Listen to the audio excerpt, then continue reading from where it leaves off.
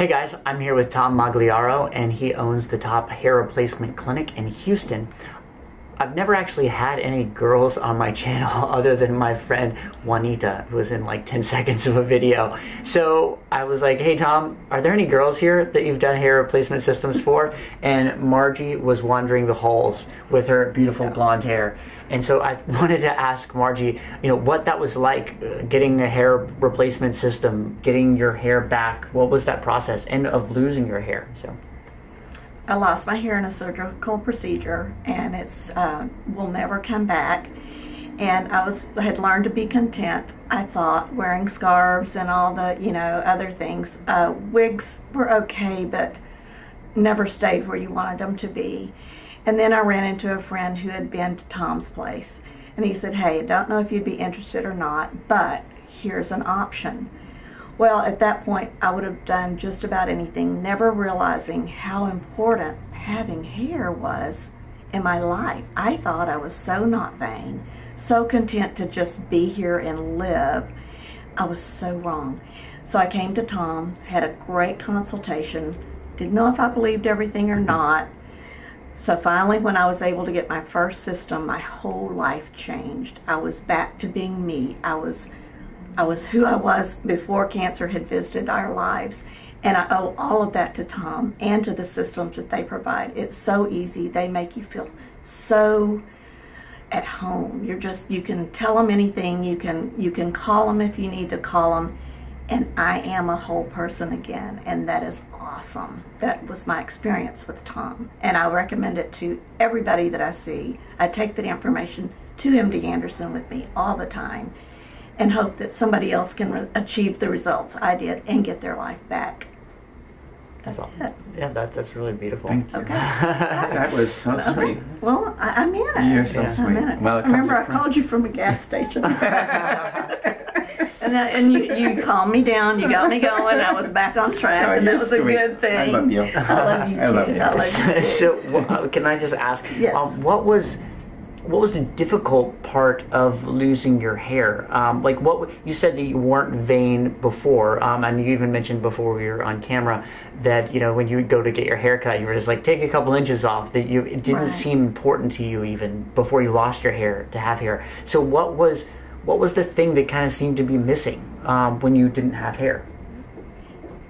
Half of me. Wow. Was it the way people reacted to you? What was it internally that you felt like was missing? I guess it's the fact that I had given up control. I didn't appreciate the head of hair that God gave me until I lost half of it.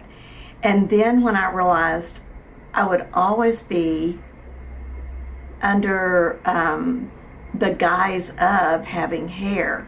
I'll never forget the first time I had my driver's license picture taken, and they said, oh, we don't allow scarves in our pictures. And I said, well, then I will be arrested because I will have a scarf for the rest of my life. I thought at that time that was my only option. Gotcha. Little things like that just started stepping into play, and then the grandchildren.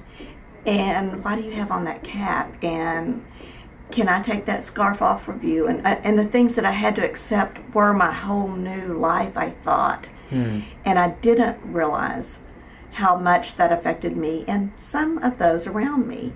I'll never forget, after I'd been to Tom, gotten my very first system, it was, I think, in the late November, and I walked into the first Christmas party that I'd been to with hair, looked across the room at one of my good friends, and she burst into tears. And I thought, okay, it wasn't just me. It was the perception of me and how I had, been before. And I just felt like that I was me again. I mean, that was just such an important part of me, and I didn't realize it.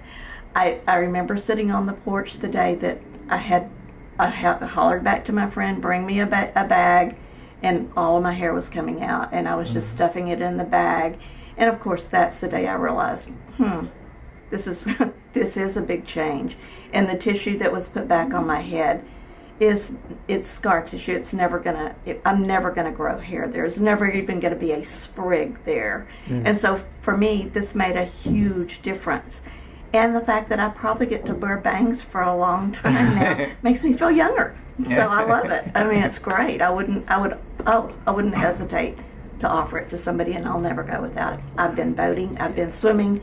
Wow. I do everything, and there's never been any issue ever. So it sounds like, yeah, that there's two things. One is that control. Now you control the fact that you have hair. You know, Yes. I know for me, that was probably the biggest thing emotionally, going like, I made a decision and now I control this, versus like when you're just wearing a scarf or a hat, it's not, I don't know, for whatever reason, it doesn't feel like you're making a decision. It feels like something is making you have to be something that you don't really want to be.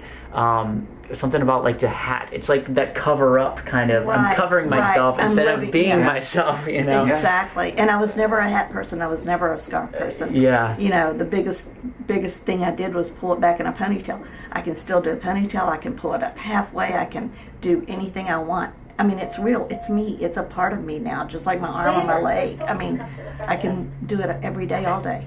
And it gives us night. energy, doesn't It it? does. I find it gives energy. Right. Well, because you feel good about yourself Yeah. again. Yeah. You sleep in it. You swim in it. You do everything in it.